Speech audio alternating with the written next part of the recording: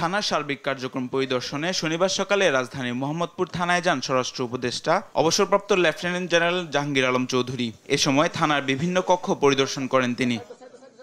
পরে সাংবাদিকদের কাছে নিরাপত্তা ইস্যুতে নিজের অসহায়ত্ব প্রকাশ করেন স্বরাষ্ট্র উপদেষ্টা। আওয়ামী লীগের বিভিন্ন গোপন বৈঠকের বিষয়ে তিনি বলেন, নাশকতার অপচেষ্টা শক্ত হাতে দমন করা হবে। এর সাথে জড়িত যে কোনো বাহিনীর সদস্যকে ছাড় দেওয়া হবে না। যে বাহিনী যে জড়িত থাকবে কাউকেই ছাড় দেওয়া হবে না, সবারই আইনের আওতায় নিয়ে আসা হবে।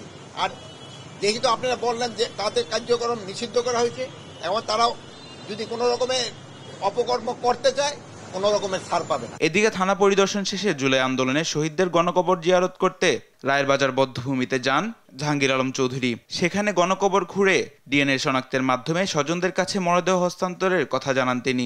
আমরা অবশ্য আছে যে এদের কিভাবে শনাক্ত করা যায়, এই জন্য আমাদের চিন্তা ভাবনা আছে এবং খুব তাড়াতাড়ি আমরা হয়তো একটা শনাক্ত করার ব্যবস্থা করব। এতদিন হয়েছিল তাদের আত্মীয় স্বজন অনেকেই মানে কবর উঠানো হোক রাজি হয় নাই, এখন মোটামুটি তারা সবাই রাজি হয়েছে।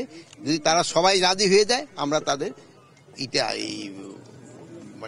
তাদের ডেড বডি আমরা শনাক্ত করব, এবং যদি কেউ ডিএনএর মাধ্যমে, আর যদি কেউ এখান থেকে তাদের গ্রামের বাড়িতে নিয়ে যেতে চায় ওটাও আমরা তাদের অ্যালাউ করব। গণকবর সৃষ্টির নেপথ্যে থাকা সবাইকে আইনের আওতায় আনার হুঁশিয়ারিও দেন তিনি। মাহবুব তামিম, দেশ টিভি, ঢাকা।